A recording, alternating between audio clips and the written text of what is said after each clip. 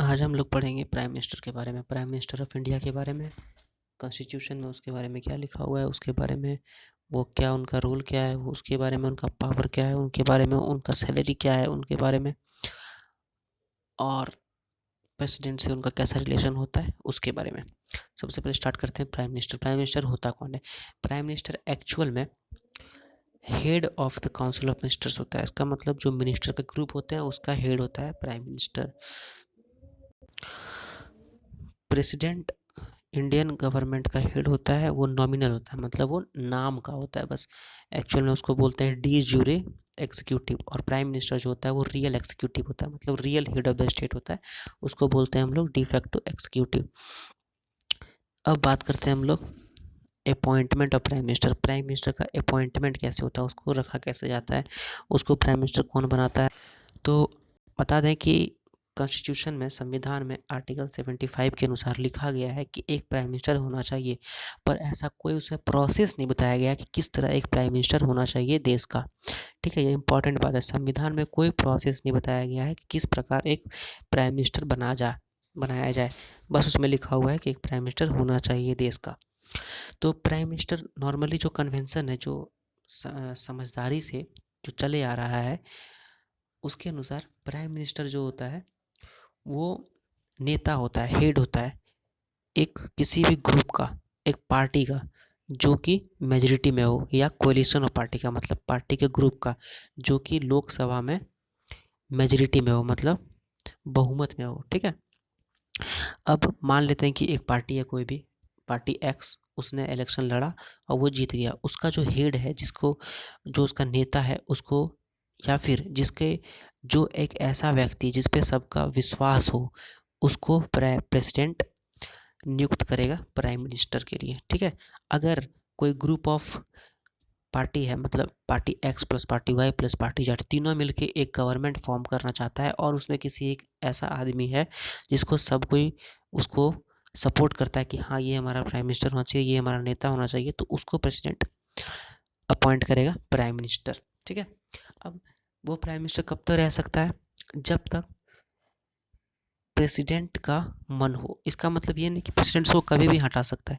President उसको तभी हटाएगा जब उसका बहुमत पे खतरा हो, या उसको, प्रेसिडेंट को लगे कि इसका बहुमत नहीं है लोकसभा में, तो ही वो हटा सकता है। उसका मेजोरिटी नहीं है लोकसभा में, तो ही वो हट सकता है प्राइम मिनिस्टर। ठीक है, बहुत सारा ऐसा भी प्राइम मिनिस्टर हुआ जो कि जिसका मेजोरिटी नहीं था पर वो प्राइम मिनिस्टर बने, जैसे कि अटल बिहारी वाजपेयी हो गया, उसमें बहुत ज़्यादा हाईलाइटेड नेम है। उसके बाद पीवी नरसिम्हा राव हैं, आई के गुजराल, ऐसे बहुत सारे हैं जो कि प्राइम मिनिस्टर बने, पर उनका कोई भी पार्टी मेजोरिटी में नहीं था, पर कोएलिशन करके, मतलब कि ग्रुप ऑफ पार्टी बना के वो मेजोरिटी प्रूव किए और वो प्राइम मिनिस्टर बने। ठीक है, अब बात करते हैं ओथ, सैलरी और उनका टर्म का। ओथ का मतलब होता है वो शपथ कैसे लेते हैं, शपथ किसके नाम पे लेते हैं। तो प्राइम मिनिस्टर जो है वो भारत का संविधान के प्रति शपथ लेता है और कहता है कि हम इसके, भारत के संविधान के प्रति पूरा सच्चा हृदय से काम करेंगे और भारत का संविधान पे समर्पित रहेंगे। वो प्राइम मिनिस्टर बात करता है कि हम भारत की संप्रभुता, सोवेनिटी, मतलब भारत एक आज़ाद रूप से डिसीजन ले सके वैसा, और एकता के लिए हमेशा काम करेंगे।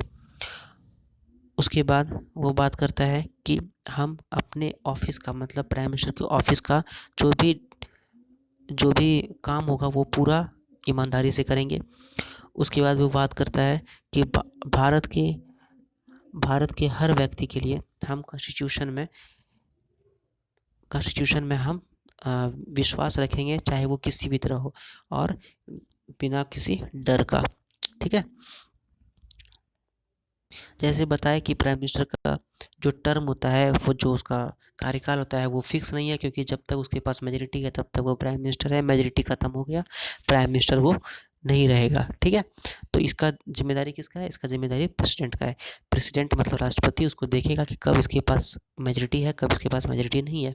जैसे अटल बिहारी का केस में हुआ था 1998 में, उनके पास एक वोट के लिए उनका सरकार गिर गई थी, तो अटल बिहारी वाजपेयी प्रेसिडेंट नहीं रहे थे।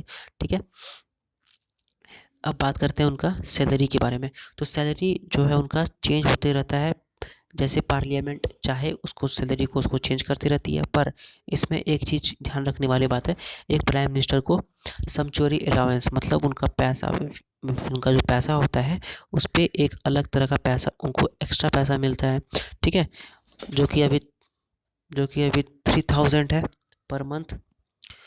उसके बाद वो कहीं भी जा सकते हैं, उनका वो फ्री होता है, फ्री अकोमोडेशन मतलब रहने का जो उनका खर्चा होगा वो फ्री होगा, उनके पैसे से नहीं लगेगा, उनके जेब से नहीं लगेगा, जाने का पैसा उनका नहीं लगेगा, ट्रैवल करने का पैसा उनका नहीं लगेगा, उनका मेडिकल फैसिलिटी का पैसा नहीं लगेगा। मतलब कि अगर वो बीमार हो जाएंगे तो गवर्नमेंट ऑफ इंडिया अपना पैसा खर्चा करके उनको ठीक करेगी।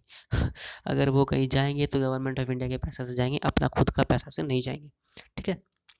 काश ऐसा हम लोग के साथ भी होता। खैर हम लोग प्राइम मिनिस्टर तो है नहीं। आगे आगे बात करते हैं powers and functions of the prime minister.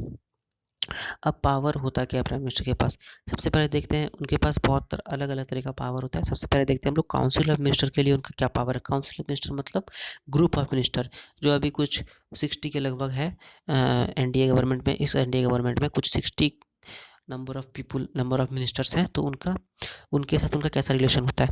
सबसे पहले कोई भी व्यक्ति जिसको प्राइम मिनिस्टर चाहेगा उसको एक मिनिस्टर के लिए रिकमेंड कर सकता है प्रेसिडेंट को, मतलब राष्ट्रपति को। राष्ट्रपति फिर उसको एक मिनिस्टर के तौर पे शपथ दिलाएगा और वो एक मिनिस्टर बन जाएगा, ठीक है।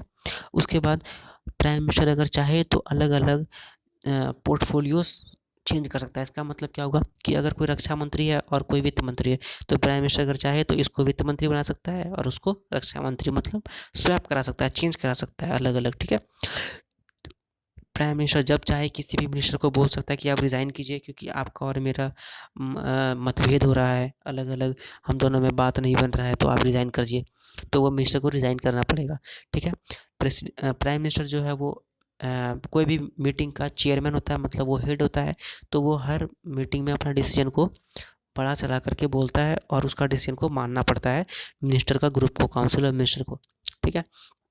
उसके बाद प्राइम मिनिस्टर सारे मिनिस्टर के एक्टिविटीज़ को, मतलब उनका जो काम होता है उनको वो देखता है, बताता है ऐसे करना है, वो कंट्रोल करता है और अलग अलग तरह से कोऑर्डिनेशन करा सकता है, मतलब मेल मिलाप करा के काम करा सकता है प्राइम मिनिस्टर, ठीक है।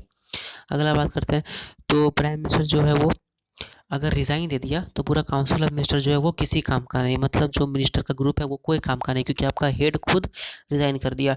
तो इसलिए इसी तरह तो अगर प्राइम मिनिस्टर चाहे अगर वो रिज़ाइन कर दे तो काउंसिल ऑफ मिनिस्टर को भी रिज़ाइन करना पड़ेगा, ठीक है। आगे लेकिन एक बात ध्यान रखने वाली बात है कि अगर किसी प्राइम मिनिस्टर का मर्डर हो जाए या मर जाए किसी तरह, तो उसका जगह पे खाली प्राइम मिनिस्टर की जगह पर एक व्यक्ति का खाली स्थान हो जाएगा, तो वहाँ पर कोई और प्राइम मिनिस्टर बन सकता है। इस स्थिति में काउंसिल ऑफ मिनिस्टर खराब नहीं होगा, ठीक है। अब बात करते हैं प्रेसिडेंट के साथ उनका कैसा रिलेशन है। प्राइम मिनिस्टर जो है वो प्रेसिडेंट और काउंसिल ऑफ मिनिस्टर के बीच में एक ब्रिज की तरह काम करता है, मतलब काउंसिल ऑफ मिनिस्टर जो उनका ग्रुप है उसका कोई भी डिसीजन को वो प्रेसिडेंट को डायरेक्ट जा करके बताते हैं, ठीक है। अब प्रेसिडेंट जो है वो कभी भी चाहे तो पीएम से किसी भी चीज़ के बारे में जानकारी ले सकता है, ठीक है। और प्रेसिडेंट अगर चाहे तो वो काउंसिल ऑफ मिनिस्टर को किसी भी तरह का कोई भी चीज़ जानकारी के लिए लिख के दे सकता है कि आप हमको इसके बारे में बताइए, और काउंसिल ऑफ मिनिस्टर को ऐसा देना पड़ेगा, ठीक है। अगला बात करते हैं, तो प्राइम मिनिस्टर जो है वो प्रेसिडेंट को बोलता है, एडवाइस करता है कि आप जो है सो किसको अपॉइंट करना है, मतलब पीएम जो है वो प्रेसिडेंट को बताते हैं या एडवाइस करते हैं कि आप इसको अपॉइंट कीजिए। अब किस किस चीज़ को अपॉइंट कर सकता है, तो अपॉइंट करने के लिए वो सीएजी मतलब controller and auditor general of India, वो क्या होता है उसके बारे में भी हम लोग बात कर रहे हैं, किए हैं, वीडियो में देख लीजिएगा। उसके बाद यूपीएससी का चेयरमैन और मेंबर्स के बारे में, इलेक्शन कमिश्नर्स के बारे में, चेयरमैन के बारे में और मेंबर्स के बारे में फाइनेंस कमीशन का, ठीक है। अब बात करते हैं पार्लियामेंट के साथ उनका रिलेशन कैसा होता है। पार्लियामेंट के साथ प्राइम मिनिस्टर का रिलेशन कैसा होता है। प्राइम मिनिस्टर जो है वो प्रेसिडेंट को एडवाइस करता है कि आप पार्लियामेंट का सेशन को बुलाइए, जैसे कि 3 सेशन होता है नॉर्मली, तो कभी भी वो एक्स्ट्रा सेशन के लिए प्रेसिडेंट को बोल सकता है पीएम, और प्रेसिडेंट एक्स्ट्रा सेशन के लिए बुलाता है, और वो जो एक्स्ट्रा सेशन होगा उस पर डिस्कशन होता है पार्लियामेंट में। उसके बाद वो लोकसभा के भंग होने के लिए प्रेसिडेंट को कभी भी लिख सकता है, तो प्रेसिडेंट उसको भंग देखेगा कि भंग होने के कगार पे है कि नहीं है, अगर कगार पे है तो उसको भंग कर दिया जाएगा। उसके बाद वो गवर्नमेंट पॉलिसीज़ को, प्रेसिडेंट जो है वो गवर्नमेंट पॉलिसीज़ को पार्लियामेंट में रखता है डिस्कशन के लिए, ठीक है। अब कुछ कुछ और पावर इनके पास है प्राइम मिनिस्टर के पास। तो प्राइम मिनिस्टर का क्या क्या पावर है, वो चेयरमैन, नीति आयोग का चेयरमैन को नियुक्त करता है। नेशनल इंटीग्रेशन काउंसिल मतलब जो एकता संगठन है उसको नियुक्त करता है। इंटर स्टेट काउंसिल, अंतर राज्यीय काउंसिल, उसको नियुक्त करता है। नेशनल वाटर रिसोर्स काउंसिल और कुछ कुछ ऐसे ये नियुक्त करता है। उसके बाद वो फॉरेन पॉलिसी में जो भारत अलग अलग देशों के साथ अपना पॉलिसी रखता है उसके लिए वो मेन कैरेक्टर है प्राइम मिनिस्टर। उसके बाद अगर कोई भी चीज़ गड़बड़ हो जाए इमरजेंसी में तो वो मैनेज करने के लिए प्राइम मिनिस्टर ही मेन चीफ होता है, तो मैनेजर इन चीफ उसको बोलते हैं। उसके बाद अलग अलग वो जो भी पार्टी है जो पावर में है, मतलब जो मेजोरिटी में है, उसका हेड होता है, ये तो पहले बता दिए। उसके बाद हर सर्विस का वो पॉलिटिकल हेड होता है, इसलिए सब कोई उन्हीं को टारगेट करता है कोई भी चीज़ के लिए, ठीक है। अच्छा काम हुआ तो पीएम का वाहवाही, बड़ाई, और ख़राब काम हुआ तो पीएम का क्रिटिसिज्म। क्रिटिसिज्म का मतलब आलोचना, ठीक है। तो पीएम के बारे में इतना ही था। अच्छा, एक और ये था कि कौन कौन सा आर्टिकल पीएम और प्रेसिडेंट के बारे में डील करता है। तो आर्टिकल 74, 75 और 78, ठीक है। अब आप लोग को पता करके बताना है कि आर्टिकल 74, 75 और 78 में क्या लिखा हुआ है। आपको ये भी बताना है कि पीएम का प्रेसिडेंट के साथ कैसा रिलेशन रहता है और पीएम का काउंसिल ऑफ मिनिस्टर के साथ कैसा रिलेशन रहता है।